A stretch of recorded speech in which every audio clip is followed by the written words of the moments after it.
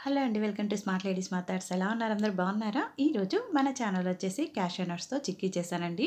అచ్చం మనం పల్లీ పట్టి ఎలా అయితే చేస్తామో డిట్టో సేమ్ అలానే అనమాట. అక్కడేమో పల్లీలు తీసుకుంటాము. క్యాష్యూ నట్స్ చేసేటప్పుడేమో మనం క్యాష్యూస్ తీసుకుంటాం అనమాట. ముందుగా స్టవ్ ఆన్ చేసి ఒక వెడల్పాటి ప్యాన్ తీసుకోండి.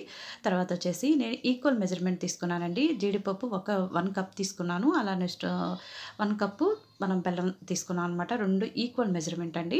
తర్వాత వచ్చేసి బెల్లం యాడ్ చేసుకొని కొంచెం వాటర్ యాడ్ చేసుకోండి. తర్వాత బెల్లం వచ్చేసి మనకు తీగ పాకం రావాల్సిన అవసరం లేదు. అది కరెక్ట్‌గా మనకి దగ్గర పడితే చాలండి. థిక్‌నెస్ వస్తే చాలు.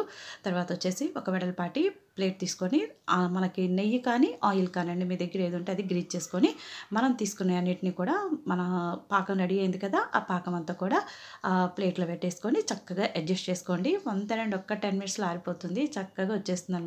పల్లీ పట్టిలాగా వస్తుంది. క్యాష్యూ నట్స్‌తో చిక్కీ అనమాట ఇది. చాలా అంటే చాలా బలమండి పిల్లలకు కానీ, మనకు కానీ.